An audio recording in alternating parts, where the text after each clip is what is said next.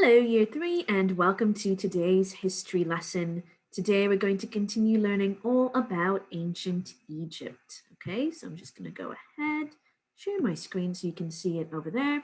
As you can see, it is the 1st of March, and our learning objective is to understand the Egyptian landscape. Okay, so when I talk about landscape, I'm talking about the land in which they live. All right. So what the land is like, what the ground is like. Okay. And today is going to be, again, a knowledge-based lesson. You are going to have to know information. Okay. You're learning information today, which is why it is a knowledge-based lesson. Right. Before we do that, let's do a quick review of some things that we have learned from previous lessons. The first one, okay, this is your just checking. Have a think. What two lines do we use to describe position on a map? Okay, what two lines do we use to describe position on a map? They both start with L, okay? It's a L sound. Let me see if I can make my screen a little bit bigger for you, okay? Right, now, this was a just checking from before, from last week. This time, I'd like you to really name the 7 continents. Can you please name all 7 continents for me? We did do this again last week. Well done if you got them all right. So this is, again, there should be no problem for you. But if you did not get them all, maybe if you got 5 last week, try and get 7 this week. Okay, name the 7 continents. Moving on to that, from last lesson, in which continent is Egypt located? So out of those 7 continents, Egypt is located in one of them. And finally, what does prehistory mean? Now, I've been talking about suffixes, okay? There's that suffix, not suffixes, sorry, I've been talking about prefixes, which go before the word, and I've been talking about them for ages now. What does prehistory mean? What does the pre mean? Okay, right, so pause the screen, have a go at answering those questions, and when you think you know them, we'll reveal the answers. So what 2 lines do we use to describe position on a map? Well, we use longitude and latitude lines, okay? The longitude lines go up and down, the latitude lines go left and right. So north and south, east and west, okay? Well done if you got that right. Now the 7 continents, remember, you're aiming to get all 7 of them. So North America, South America, Europe, Asia, Africa, Australia, and Antarctica. Those were the 7 continents. Hopefully you got all 7 this week. And in which continent is Egypt located? It's located in Africa. Okay, right over there. And this is the continent of Africa, as you can see over here. And finally, what does prehistory mean? Well, pre is a prefix. It means before. I was trying to give you a clue over there. It goes before the word.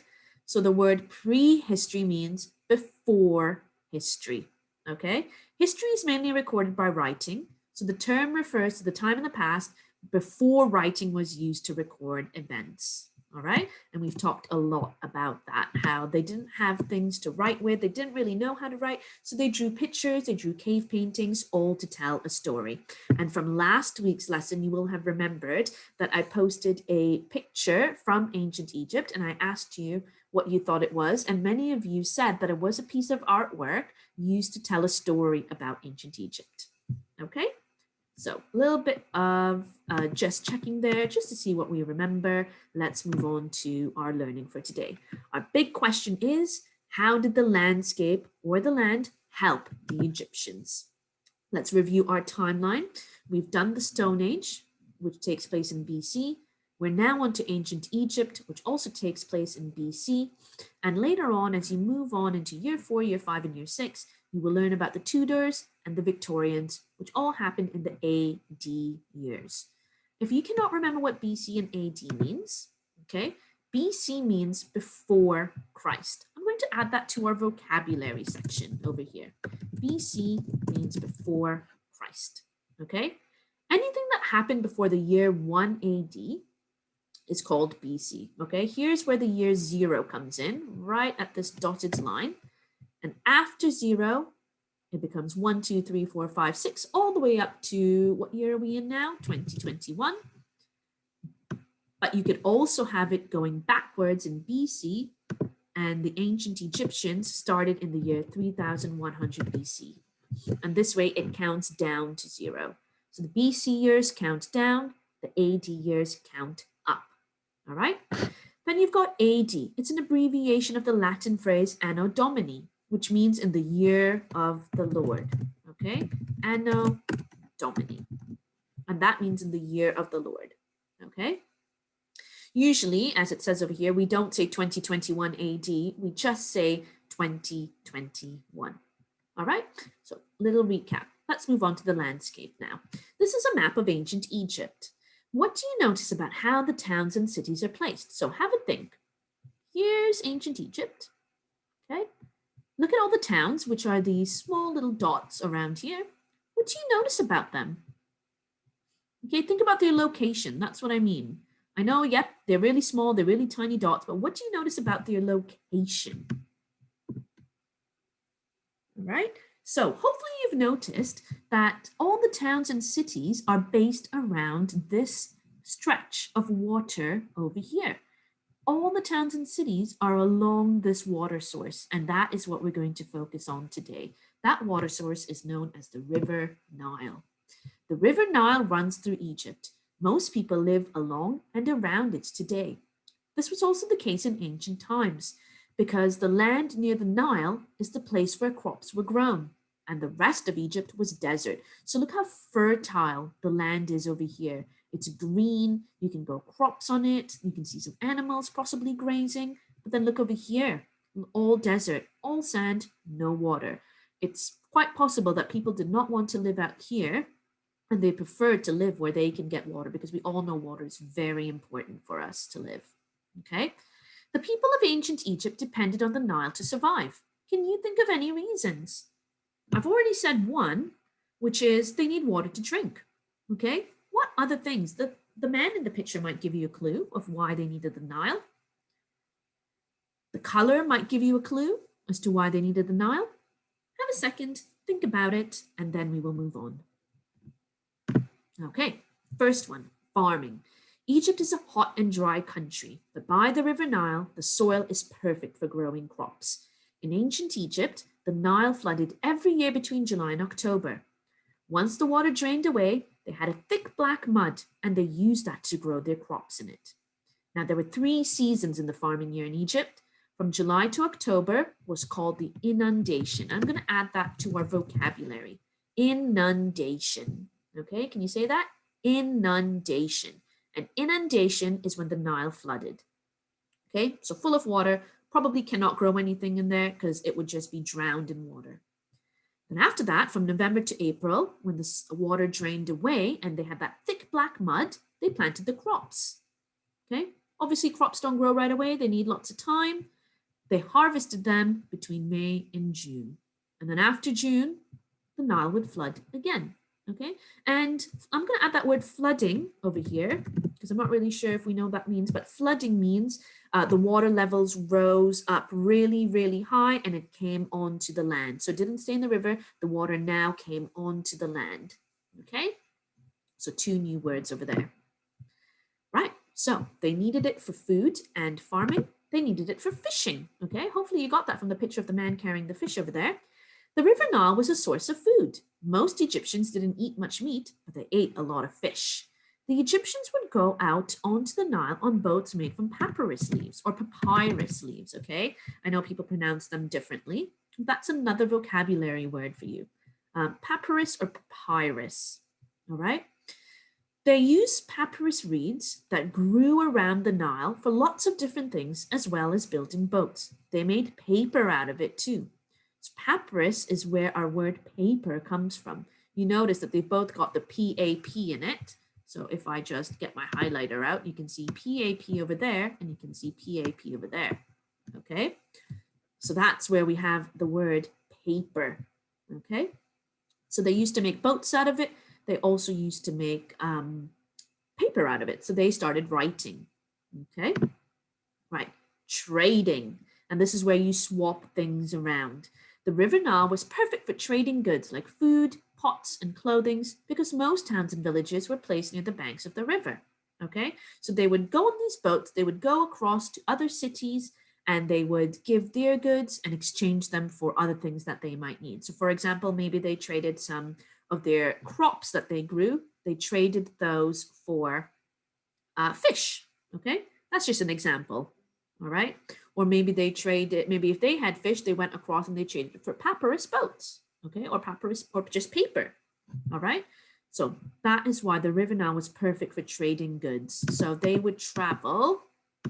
If you look here on the River Nile, they could travel to all these different cities. All right. So once again, that's how the landscape, that's how the land has helped them. It's helped them with farming, it's helped them with fishing, it's helped them with trading, okay? Food, pots, and clothing. Then funerals. Now, of course, very sad, but it is something that they did use the River Nile and the landscape for.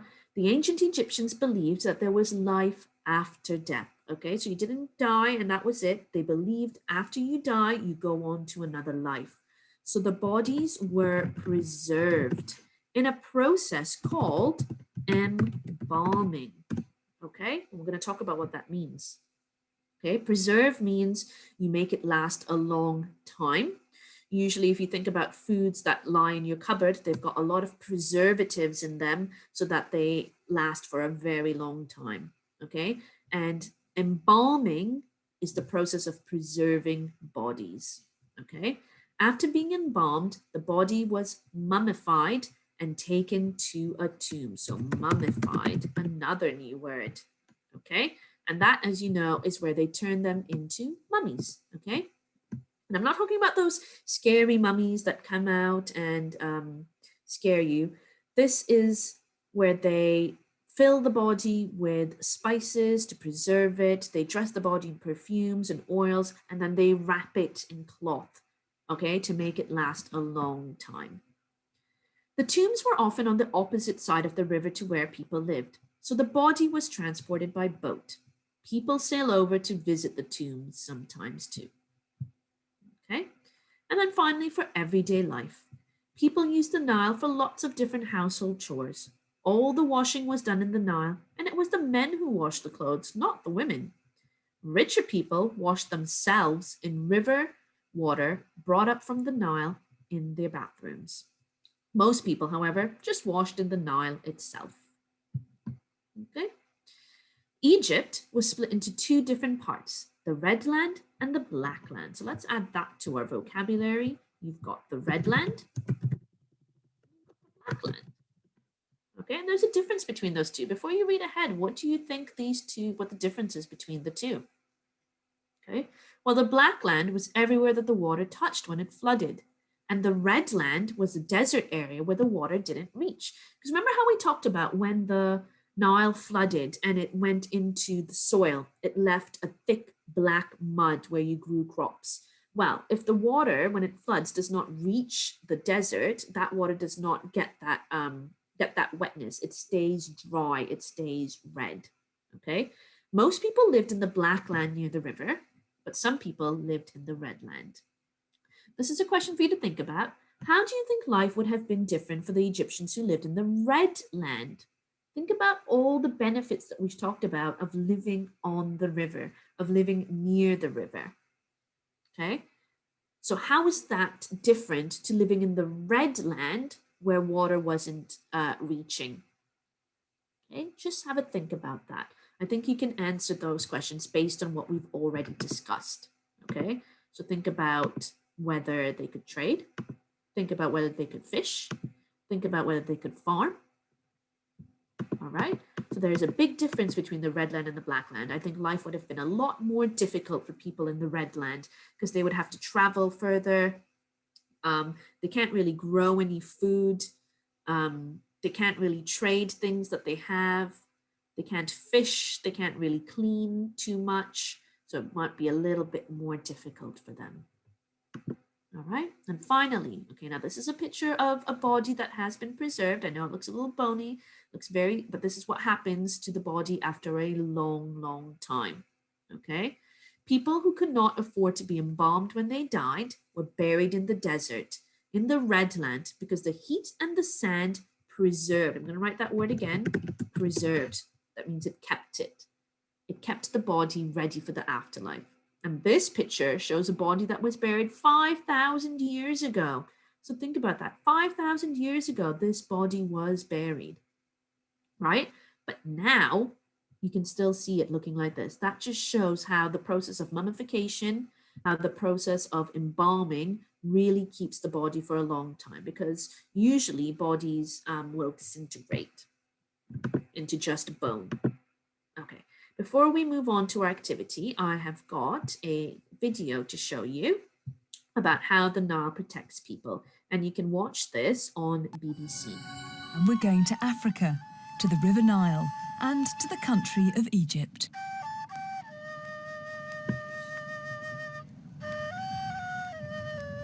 Most of Egypt is a vast desert with almost no rain.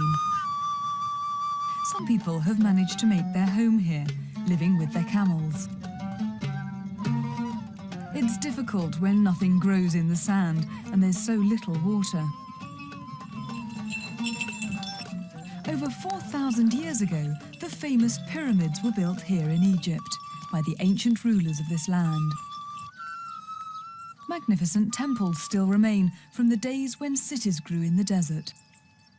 But how could so many people and such a great civilization manage to survive in such a dry land? It was all possible because right in the middle of the desert, there was a river. The Nile is the longest river in the world.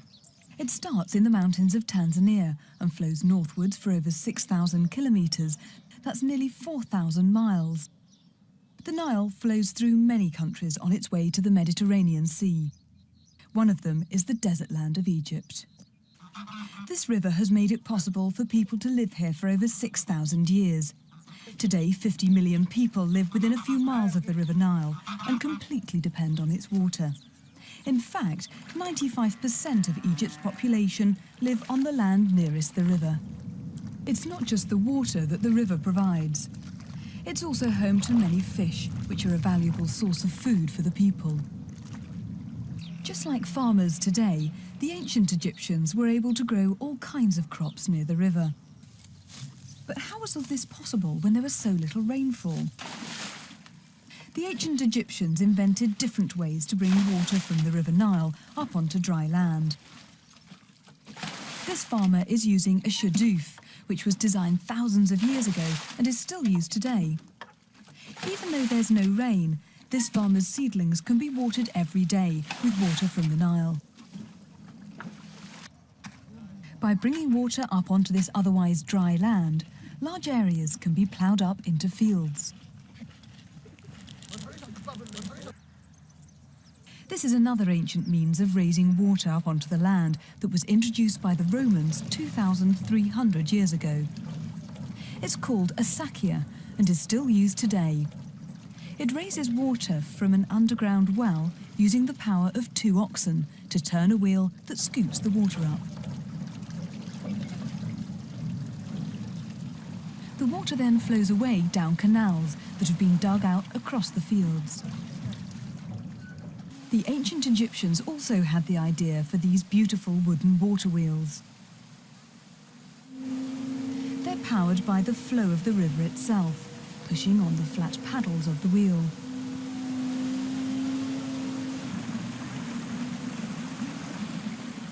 While many Egyptian farmers still raise water from the Nile in the same way as the ancient Egyptians, some use more modern methods.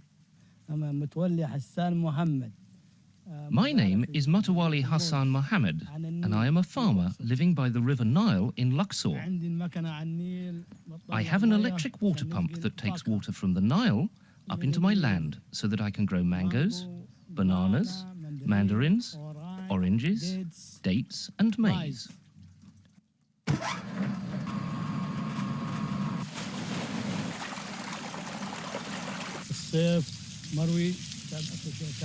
I turn the water pump on once a week in summer and every 2 weeks in the winter.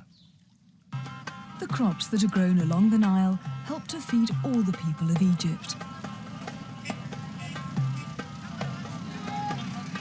Fishermen also come here to sell their daily catch of fish from the River Nile.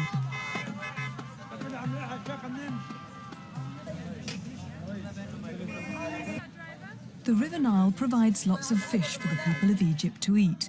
But like nearly everywhere, the human population is increasing, and every year there are more people to feed.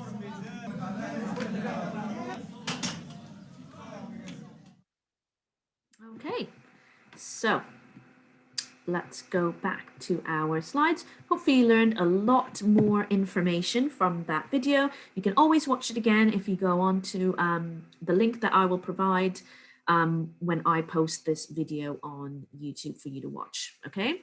So your first activity to do is a quiz on teams. And in order to be successful in that, you need to be able to recall the facts that we have learned today. You need to be able to find the key information in the text. And then you also, if you're willing to challenge yourself, explain what you have learned in your own words, okay? So the first one is a quiz on teams. And if you would like, this is an optional challenge, so you do not have to complete this. This is only extra work because the main activity is the quiz on teams. This is just an extra challenge, which you do not have to do, but if you would like to do it, you can create a fact sheet on the River Nile. Okay, so it'll look like this. And you've got 4 questions to type some sentences about. How did the River Nile help ancient Egyptian farmers? How did the ancient Egyptians use the River Nile for food? How was the River Nile used in daily life?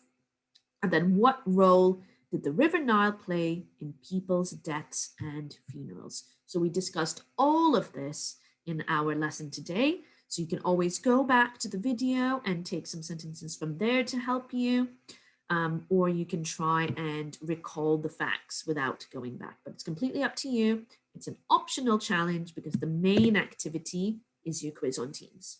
All right, so thank you for joining today's history lesson. I hope you have learned all about the landscape of ancient Egypt. I certainly did, and I found that very interesting. So please be sure to watch the video again if you would like to, or go to the BBC and watch that video. All right, well done, year 3.